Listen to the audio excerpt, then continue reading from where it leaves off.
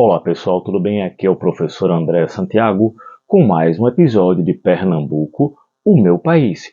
E hoje falaremos sobre as invasões holandesas. Sim, a ocupação holandesa em Pernambuco, no Nordeste, esta luta contra a colonização portuguesa.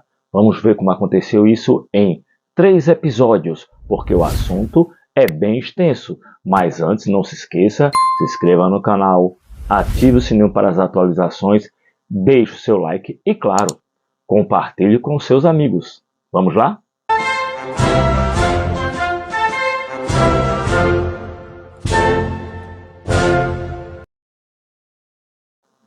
As invasões holandesas no Brasil aconteceram ao longo do século XVII e tiveram como momento-chave a invasão e ocupação de Pernambuco.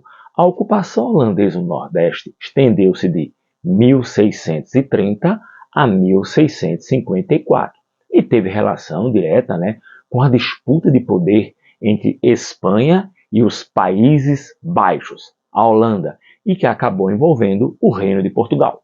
Os holandeses tinham como objetivo o controle de uma colônia baseada na produção de açúcar.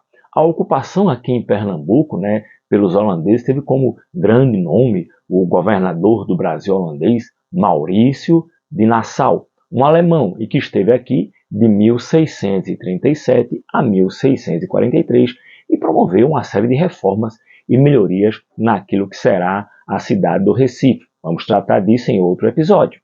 A invasão do Nordeste pelos holandeses não foi puramente um ato motivado por interesses econômicos. Havia também um contexto que envolvia as relações diplomáticas de 3 países, como já falei: Portugal, Espanha e os Países Baixos. Primeiramente, devemos lembrar que a atividade açucareira era a principal atividade econômica do Brasil colônia e era altamente lucrativa para Portugal. Sua instalação deu-se com empréstimos holandeses e essa participação também se dava no transporte, refinamento e distribuição do açúcar por toda a Europa. Portanto, existia uma grande parceria econômica entre Portugal e os Países Baixos, que era lucrativa para os dois lados.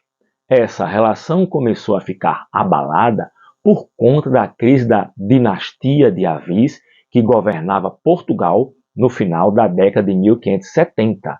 Com a morte do rei Dom Henrique, rei de Portugal, iniciou-se uma crise dinástica, pelo fato do rei não ter deixado um herdeiro direto ao trono, quando 3 homens proclamaram o seu direito sobre o reino português, sendo um deles, o que nos interessa, Filipe II, conseguiu impor-se e assumiu o controle de Portugal.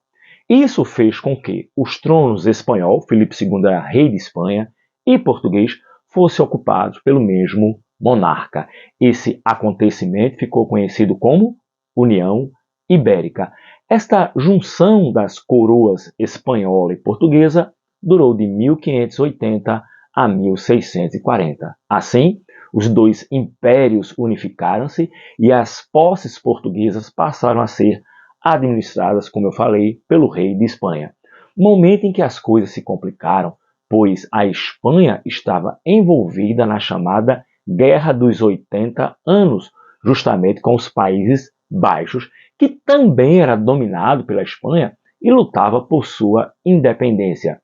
E isso significava que, obviamente, os holandeses seriam excluídos do negócio do açúcar enquanto continuasse com a sua rebeldia. Como vingança, os Países Baixos decidiram atacar as antigas colônias de Portugal para recuperar seus ganhos com açúcar. A primeira ação dos holandeses deu-se no ano de 1595, contra as feitorias dos portugueses instaladas no litoral do continente africano, fonte de mão de obra escrava para as colônias da América. Depois, os holandeses voltaram-se contra Salvador, atacando-a em 1604. Mas nesse ataque não conseguiram conquistar a cidade. Lembrar que era a capital do Brasil colônia. Uma trégua entre as 2 nações foi assinada em 1609 e que durou até 1621. O fim da trégua marcou uma segunda fase nas ações holandesas contra o Nordeste brasileiro. Em 1621 foi criada, nos Países Baixos, a Companhia das Índias Ocidentais.